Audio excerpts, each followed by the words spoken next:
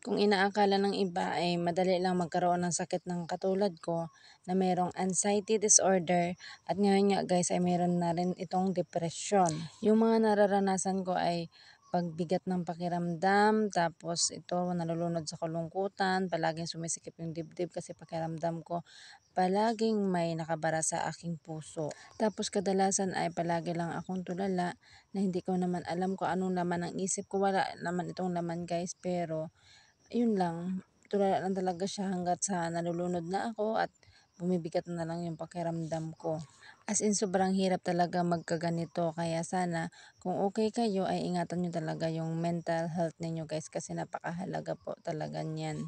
Yung ganitong sakit ay sarili mo talaga yung kalaban mo. Kaya nga palaging sinisisi ng mga tao, yung sinasabi nila ikaw lang naman yung magdadala niyan, pero hindi nila alam gusto rin nating lampas dito, pero sadyang nahihirapan lang talaga tayo makalabas kung paano natin dadalhin, kung paano natin matatakasan ito dahil sobrang hirap talaga siya guys. Kaya nga kailangan talaga siya ng doktor, kailangan nating uminom ng gamot para maging okay tayo. Pero sa tingin ko guys, kaya ako nagkaganito ay ang pinakaunang dahilan ay yung stress talaga. Kaya ikaw, kung takot kang maging isang katulad ko, ay piliin mo laging mahalin ang sarili mo at iwasan mong ma-stress ito.